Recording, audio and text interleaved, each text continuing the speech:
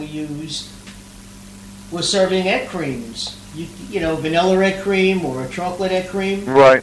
You know, I mean, I don't think there was anything he wasn't serving. Let's put it that way. You know, he really, you know, did himself proud those 2 days. If you go to a place like used to be Jan's and get an egg cream, they were very nice and sweet and rich. Now, a lot of them don't make them as rich anymore or as sweet, so they really don't taste like the old eggnogs. Eggnog? I mean, they're...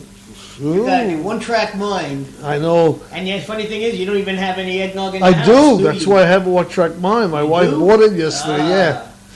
And I don't usually drink it, but... So, Felix, I want to start with you tonight. Good. If you were to sit on Santa's lap in Macy's in New York City, what would you ask him for?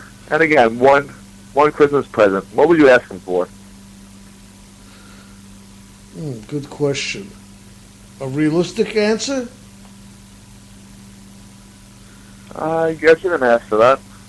No, because there is the unrealistic answers. You know, like $1 million, wish want to live forever. Those are unrealistic things. What would I like? Sure. In all honesty, I'd like to see peace for at least a couple of years. Why stop at a couple of years? Well, you know, I know it's not going to happen forever, and you can't be too greedy. But material things, I really, you know, I'm not big on material things anymore. You know, I wear 1 or 2 pairs of pants year round, just wash them and keep wearing them. I wear the same sneakers. Don't believe him when he says he washes them. Okay, well, at least I only wear one or two a year. Forget about the washing part. They had a guy who they were interviewing on TV, not a TV, on a radio show, and he said that he was been wearing his jeans for a year without washing them to get him just right, with the right, you know, the right feeling. The right feeling. Body. Just the right wear and tear, the right fading. And, of course, everybody backed away like 10 feet when he said that. After a year, I don't care who you are, those pants are not going to be too kind to anybody else around you. But that's seriously. I kind of agree with your topic tonight about Christmas. It seems to be fading every year. It could be just because of getting older, or maybe Christmas is under attack. Every year to me it gets sadder and sadder. One big thing about Christmas is that the sad is that you can't even say what you guys are talking about. You can't even say Merry Christmas to somebody anymore without insulting them. I remember growing up, you always say Merry Christmas to somebody without insulting them. Yeah, Merry Christmas back to you. I have to tell you. Now you say goodbye to someone, you leave the office, before Thanksgiving or Christmas. Everyone just says Happy Holidays. There's no Merry Christmas. You know, if you say Merry Christmas, you get in trouble for it. Or it's just if they can't awkward to say Merry Christmas to somebody. Well, I'll tell you, I have 2 things that were sent to me. One was a letter by Ben Stein. You know, Ben Stein's a Republican and used to be a speechwriter for Nixon, blah, blah, blah. And the other one was from a guy named Stephen Levy, who's also Jewish. And both of them say, you know, we're Jewish, but we love Christmas. And I don't mind when somebody wishes me a Merry Christmas. And that's basically what they were saying. You know, and I don't mind when somebody wishes me a Merry Christmas. The only thing I did say is that living in a big cosmopolitan city, okay, where you know that there are more than just Catholics or Protestants who celebrate Christmas, you know, they know that Hanukkah falls around the same time every year as Christmas. It just does. Of course. And if they know I'm Jewish, they never say Happy Hanukkah. It's always Merry Christmas. And it's a good thing that I don't get upset because I just love the Christmas season. You know,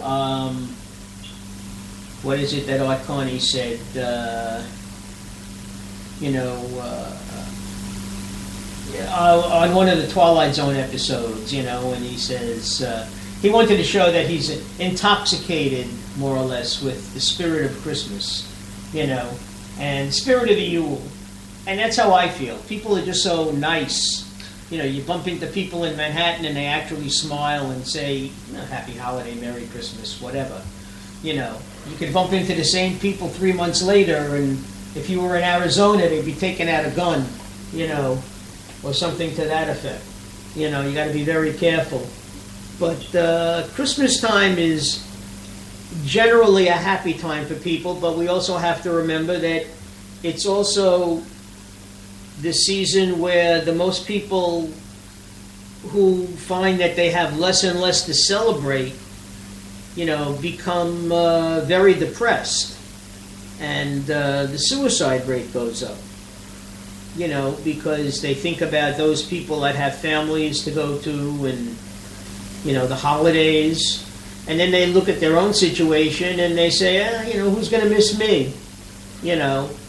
And it's almost like, you know, what is it? It's a Wonderful Life.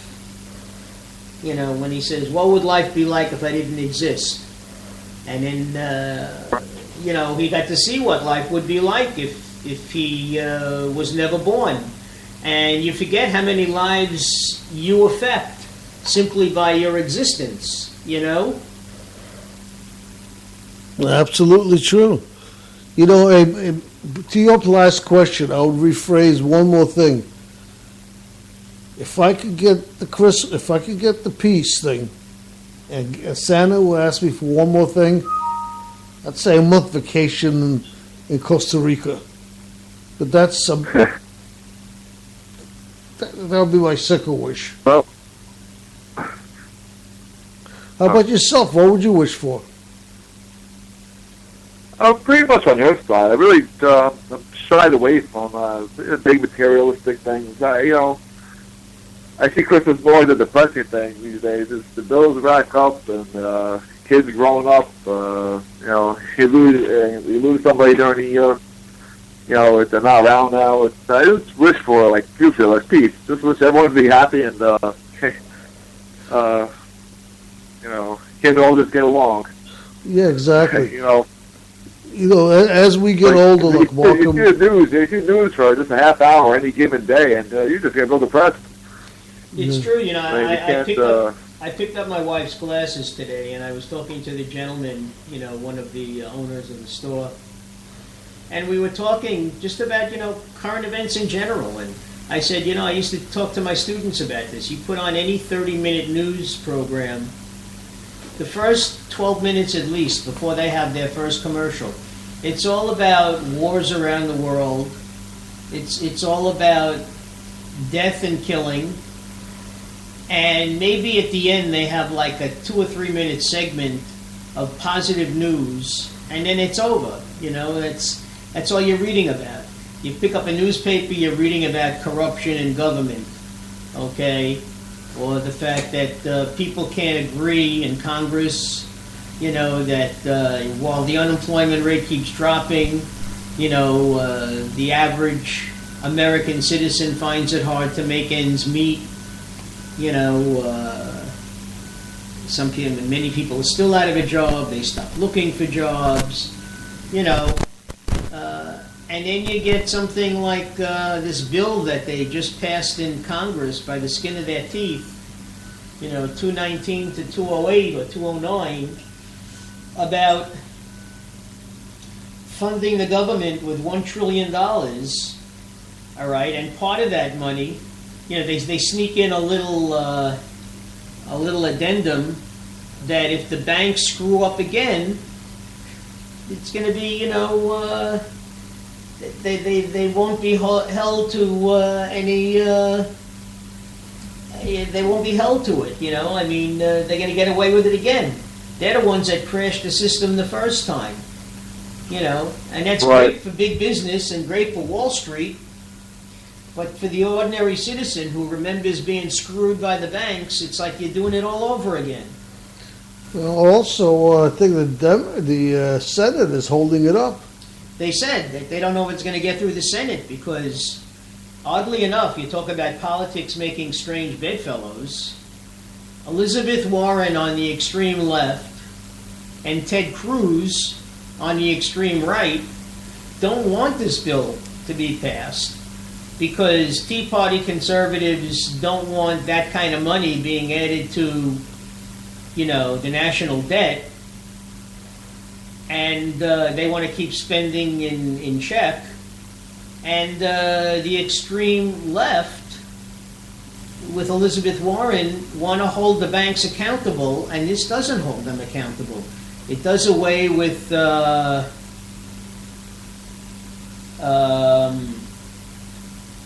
Dodd something or other. Not Dodd-Frank or anything like, but one of the other amendments that held the banks accountable. Business accountable for their spending and everything. Throwing everybody under the bus. Yeah. So to speak. And Obama says he wants to see the tax structure change, which this doesn't affect anything, but that's one of the things he's also adding. It affects big business because, the one thing is true. In America, big business pays the one of the highest tax rates exist in the United Probably States. they say the highest in the world, but there's so many loopholes that means nothing. Right. And like I said, who gets screwed in the end? It's always the common person, the ordinary guy on the street. Yeah, you pay so much taxes, so they all bank outside the United States, and they don't pay any taxes at all. GE, I don't think has paid taxes in years. Did you ever hear that, Dan? I don't know about GE, but I don't know about singling them out, but I've heard that before with other major corporations getting away with all these huge tax breaks. Yeah, I heard for some reason I heard GE because of certain contracts they have with the government and certain things that they do, they haven't paid taxes in years. Legally, they whatever loopholes they were, whatever ways they were skirting around it, they did it legally, but haven't paid taxes in years. Yeah. And you know what happens if I don't pay taxes for a year? They'll all be in jail. You could be in jail in a heartbeat. Exactly. Yeah, they'll put a levy on your home, your car, or whatnot, and you do that for 1 year. You'd be in big trouble. Exactly. But these corporations... what's funny with the economy is how the barrel is at its all-time low for how many years now, and it's amazing that everyone's happy about the pay a lot less in the pumps. To me, that should fuel for a good economy, but it has the exact opposite effect than what you think. The stock market just went down 300 points because of the oil. Everyone should have more money in their pocket to spend. I know I go to the gas pump. My gas prices are cut in half now, but yet it hurts the economy, though, when oil goes down. Go figure. Yeah, but it was just, last week or the week before when the stock market topped off at over 18,000, the highest it's ever been. Yeah. So if it loses 300 points in a day, not such a terrible thing anymore. It's still, and the only people making money are the people that had enough money to invest in the first place. Right.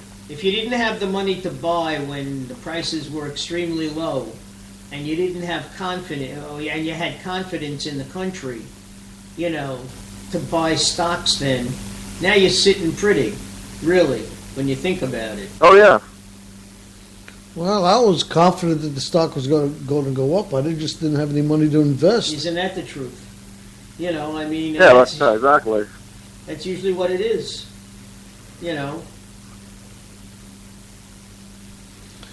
So, Dan, we haven't heard from you for a while. What, anything new with you? Me?